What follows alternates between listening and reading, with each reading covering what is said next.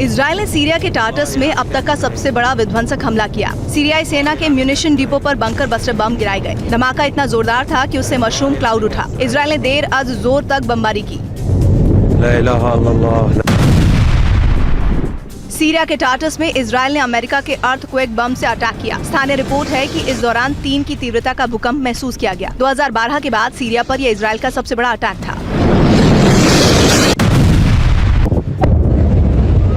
Tartus में सीरियाई अरब army के base पर इजरायली विमानों ने जोरदार बमबारी की। आईडीएफ के हमले में अंडरग्राउंड मिसाइल स्टोरेज और सीरियाई आर्मी के वेपन वेयरहाउस तबाह हो गए। करीब 35 वैक्यूम बम से असद फोर्स की टनल पर हमला हुआ।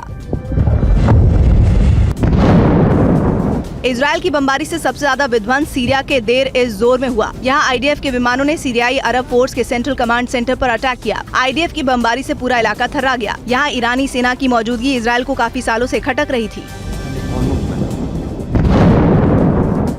इजरायल की ओर से सीरिया पर पिछले 24 घंटे में 61 मिसाइलों का इस्तेमाल किया गया। इजरायली मीडिया के मुताबिक 35 वैक्यूम बम से भी हमले किए गए। रिपोर्ट के मुताबिक इजरायल अब तक 600 से ज्यादा एयर स्ट्राइक कर चुका है।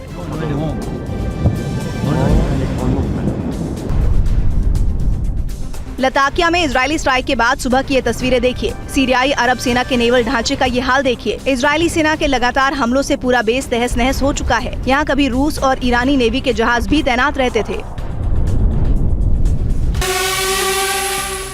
उत्तरी सीरिया में कई जगहों पर एसडीएफ और एसएनए की जंग छिड़ी है। इस बीच तुर्की की सेना एसएनए को इलेक्ट्रॉनिक वॉरहेड सिस्टम से मदद करती नजर आई। जमीनी लड़ाई में एसडीएफ के लड़ाकों पर ड्रोन से सटीक हमले हुए। सीरिया में आईएसआईएस के मजबूत होने की आशंका और मिडिल ईस्ट के ताज़ा हालात को देखते हुए अमेरिका ने बड़ा फैसला किया है। पेंटागन के हवाले से एनवाईटी की ये रिपोर्ट है कि अगले कुछ और सालों तक अमेरिकी सेना सीरिया से नहीं हटने वाली। ट्रंप के आने के बाद भी सेना मौजूद रहेगी। इराक ने सीरिया सीमा पर सुरक्षा बढ़ा दी है। हजारों ईरानी सैनिक टैंक और आर्म्ड वाहनों के साथ सीरिया बॉर्डर की तरफ जाते दिखाई दिए। ताज़ा हालात को देखते हुए ऐसी आशंका जताई जा रही है कि इराक में विद्रोही गुट घुसपैठ कर सकते हैं।